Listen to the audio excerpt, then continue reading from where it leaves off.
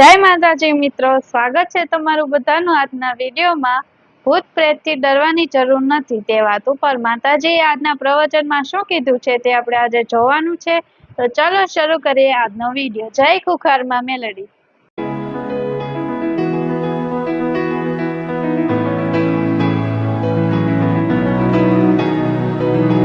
જય માતાજી।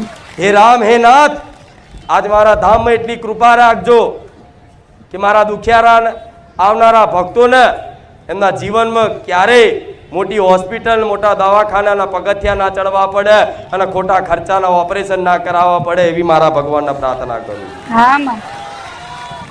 જેમ કે જ્યારે મોટું દવાખાનું આવે પૈસા ખીચામાં હોય નહીં અને ઓપરેશન કરવાનું ડોક્ટર કહે ને ત્યારે માણસ આગો પાછો થાય। ટેબલ ઉપર પૈસા મૂકવાનું ડોક્ટરો પહેલા કહેતા હોય છે ને ત્યારે બાપડો રોતો હોય કોની જોડે માગું કોને કહું, કેમ કે બધાય તે જોડે આયા હોય ને એમની જોડે પડ્યા હોય છતાંય તે પૂછે નહીં, પણ એમાંથી એક જ વીરલો કોઈ પેદા થયો હોય જેને મારી માતાનો કૃપા હોય તરત ઊભો થઈ જાય, ચિંતા ના કરતો હું બેઠો છું।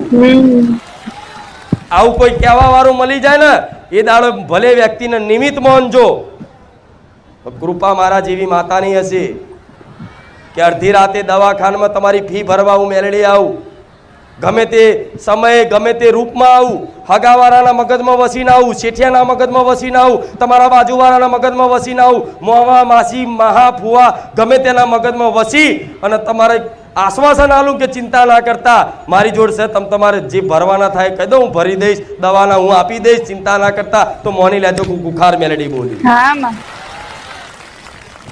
મને ચિંતાઓ છે ગોડા તમારી, અને ગરીબોની માતા મન ચમ કહેવાય એટલે કહેવાય છે ગરીબ જોડે એટલા 2-2 લાખ રૂપિયાના ઓપરેશન કરવાના પૈસા હોતા નથી, ત્યારે મારે મોટા મોટા ઓપરેશન મોટી મોટી ગાંઠો દૂર કરી અને એમને સ્વસ્થ કરવાના હોય છે। મારી મોનતાઓ તમે જોવો છો કે મોટા મોટા કેન્સર મટી ગયા, મોટા મોટા જબરી ગોઠો મટી ગઈ, મોટા મોટા થયેલા લખવા, મોટા મોટા જબરા થયેલા રોગ બધું મટી જાય છે મારા ધામમાં, એવો વિશ્વાસ છે દરેકનો। અને જોવો છો અને હજુ જોવું હોય તો બેસો, હમણાં લાઈન થશે, એ તો 5 હાથ લેવાય છે 5 હાથ, એ તે એટલે વિડીયો ઉતારવામાં આવે છે કે તમે વિડીયોમાં મને માતાને જોઈ તો એ તમારું વિડીયો કોઈક જોવે તો બીજાને ભરોસો આવે, અને કોઈક બાપડો દુઃખી થયેલો હોય અને નિરાશ થયેલો હોય, પૈસા હોય નહીં, દવાખાનું આવ્યું હોય અને ગમે તો અહીં કદાચ કોકના સ્ટેટસમાં હું મેલેડી આવી જાઉં અને તરત મારી મોનતા રાખીને શી ખબર એનું કામ થઈ જાય।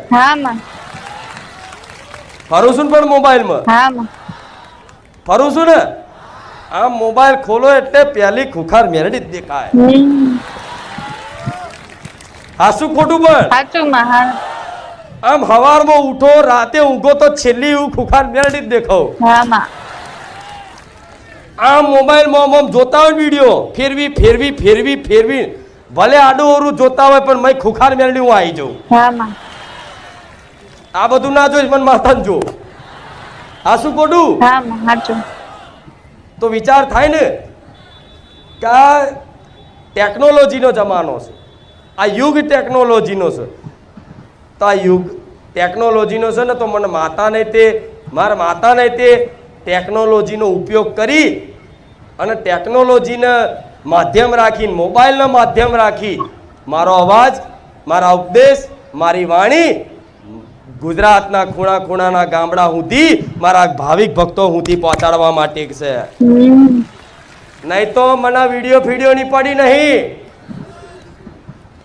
મને કોઈ વિડીયોની પડી જ નહીં। કોઈ દર તમને એમ નહીં કહેવામાં આવ્યું સબસ્ક્રાઇબ કરજો, બતાવો એક જણા એક વિડીયો બતાવો, વિડીયો ન ગમ્યો હોય તો લાઈક કરજો, શેર કરજો, સબસ્ક્રાઇબ કરજો। અરે ખુખાર મેલડી છે ક્યારે લાઈક ની ભીખ ના માગે, બીજી વસ્તુની તો વાત જુદી રહી, અહીં કોઈ પરાણે કોઈ સબસ્ક્રાઇબ કરવામાં ના આવે, જેના મનમાં હૃદયમાં વસી જાવ ને ઓટોમેટિક લાલ બટન દબાઈ જાય। આ શું ખોટું? તો હું વિડીયો માટે નહીં ફેમસ થવામાં હજુ કેટલું ફેમસ થવું છે? આ મેરો તો પટેલ માતો નહીં અને હજુ કેટલું આનાથી વધુ કહો હેડો. મારો દીકરો તો મને પ્રાર્થના કરે કે માડી આપણે જેટલી વ્યવસ્થા છે તું એટલા લાય થોડા. તો મારે શું કરવું પડે ખબર છે? 2-4 રવિવાર અહીં અમુક ભાવિકો આવે ને 2-4 રવિવાર એમને ચોક લગન બગનમાં જવાનું ગોઠવી દો. મતલબ જે આવી રહે ને એવા જ લાવું. દર રવિવાર નહીં મેર પડતો હોય જોજો. ભાગ્યે જ કોઈક નજીકના હશે અને જે પતિ પત્ની જોડે આવતા હશે ગમે તે તો દર રવિવાર મેર પડતો, નકર દર રવિવાર મેર નહીં આવતો હોય.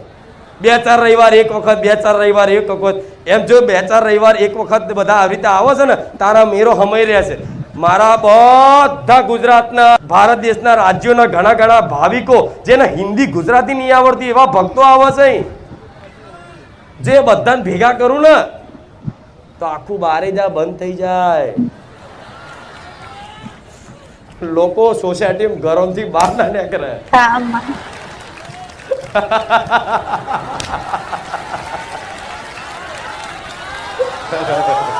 રામ રામ માડી રામ. સાચું છે ખોટું? પણ સાચું છે માં. મારે કોકનું વિચારવું પડે. હું તમારું વિચારું છું તો મારે કોકનું વિચારવું પડે. લગન સીઝન આવી હોય, કોકના લગન હોય તો તમારો ટ્રાફિક એટલો બાપડા લગન બગડે. છતાં એ વાતે મારા સેવકોને મારા દીકરાને માફ કરજો કે ક્યાંક ને ક્યાંક તમારો અવસર પ્રસંગ હોય ને રવિવારે રાખ્યો હોય તો થોડું તમારે વેઠવાન થયું હોય એ બદલ મારા દીકરા વતી હું તમને હાથ જોડીને નિવેદન કરું છું. એનું કારણ છે કે મારે કોઈનું અહિત કરવા નહીં બેઠી અહીં. મારી ગાદીથી કોઈને તકલીફ પડે ને જે દાડે મને લાગશે ને કે મારી ગાદીથી આ માણસો તકલીફ પડે છે એટલે હસતા હસતા બધું મેલવાન થઈ મેલ દઉં એ મેલડી મને પોહાય. હા, પણ જેને વાસ્તવિક તકલીફ પડતી હોય ને 2-5 જણના પેટમાં દુખતું હોય એના માટે તો વધારે તકલીફ હાલું લે.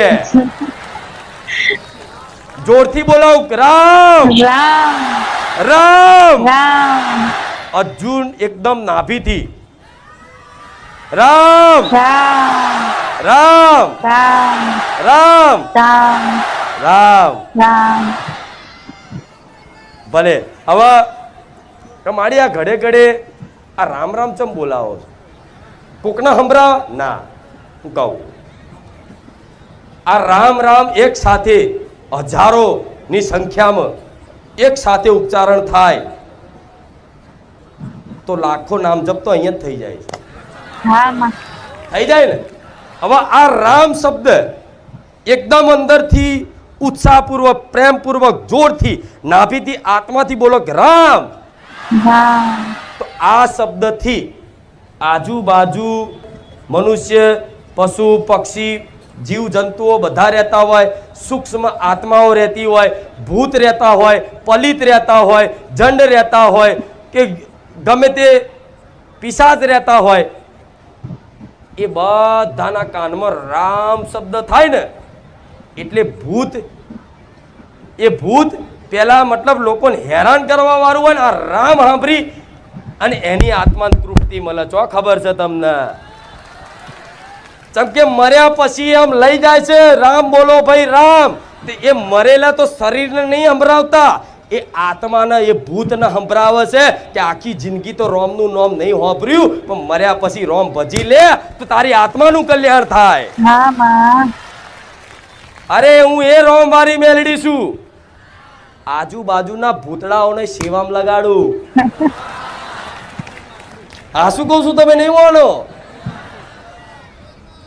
એ આમ રાહ જોઈને બેઠા હોય એમને રાજી કરવા માટે આ જયકારો જોરથી બોલાવડાવું છું વધારે. હાર લો તમારી આત્માને સંતોષ થાય, તમારું ભગવાન કલ્યાણ કરે અને તમારી આગળ સદગતિ થાય. જેમ કે એ ભૂતો માટે તો કોઈ ભજન રાખે? મરેલા જે મરી જાય છે એની પાછળ ભજન રાખવામાં આવે છે. એની તિથિ એની તારીખ એ ખબર છે ને? રામનું કૃષ્ણનું ભજન કરે અને ભજન મંડળી વાળા કંઈક હોય છે બધા ભેગા થઈને ભજન કરે. કોઈ મરી ગયેલા હોય એમની પાછળ એમને મોક્ષ પ્રદાન કરવા. મોક્ષ તો ના મળે, મોક્ષની ઊંચી બહુ સ્થિતિ છે પણ એમની આત્માની સદગતિ થાય ભગવાન એમનું આત્માનું કલ્યાણ કરે, સુખી રાખે, સ્વર્ગ પ્રદાન કરે, એના માટે ભજન રાખવામાં આવે. તો એ આત્માઓ જે દુષ્ટ આત્માઓ, જેમ કે આત્મહત્યા કરીને મરી ગયું હોય, એક્સિડન્ટ થઈને મરી ગયું હોય, અને એની પાછળ કોઈ શ્રાદ્ધ નાખવા વાળું ના હોય, ભજન કરવા વાળું ના હોય, પુણ્યદાન કરવા વાળું ના હોય, યાદ કરવા વાળું ના હોય, એવી આત્માઓને, એવા ભૂતોનું તે સારું ભલું વિચારવા વાળી હું રોમ વાળી મેલડી છું. જીવતા જીવ મનુષ્યનું તો કલ્યાણ કરું, પણ ફરતા ભૂત હોય ને, ભૂત એ મારી જોડે કાલાવાલા કરીને માં કરીને અહીં આવે છે કે અમે આટલા સમયથી ભટકીએ છીએ. અને સાચી વાત છે, ભૂત થાય, ખોટી વસ્તુ નહીં, ભૂત હોય છે. જો માતા છે આવી તો ભૂત ના હોય? બીવાન નહીં, પણ હું મેલડી છું એ. મારા મેલડી વાળા હોય એના તો ભૂત ભૂત હોય શેટા રે 100 ફૂટ દૂર, એના લાલ લાઈટ દેખાય. સરકારી કાગારો મેલડી વાળા આયા. અરે ગમે તે ચોઘડિયામાં કે ચોઘડિયું ભમી જાય, ફલાણું ઢેકણું, જે મને દિલથી માનતું એના માટે, પણ જે ખાલી મોટા ફેરા કરવા આવ્યો હોય એના માટે નહીં. પણ જે દિલથી મને માને છે ને એના માટે તો કોઈ ભૂતો ઉપરથી ભૂતો સેવામાં લગાડું. મેં કીધું પેટ્રોલ પતી ગયું હોય ને તો મનુષ્ય તે કદાચ કોઈ ભૂતના મનુષ્યનું રૂપ ધારણ કરાય, જાહેર ચોની મોની મારો હુકમ છે મોન, તરત કે હા માં જઉં છું. તો પછી આ ભૂત ભૂતથી ડરવાનું, આ ભૂત ભૂતથી બીવાનું, કોઈ ભૂત નડ્યું એવું વિચારવાનું, ચૂડેલ વર્ગી ચૂડેલ નડે એ બધું વિચારવાનું. અરે જોજર ના અવાજ આવે તો મારું ખુખાર મેલડીનું નામ દઈ દેજો, જોજર વાળી નહાડી દઈ.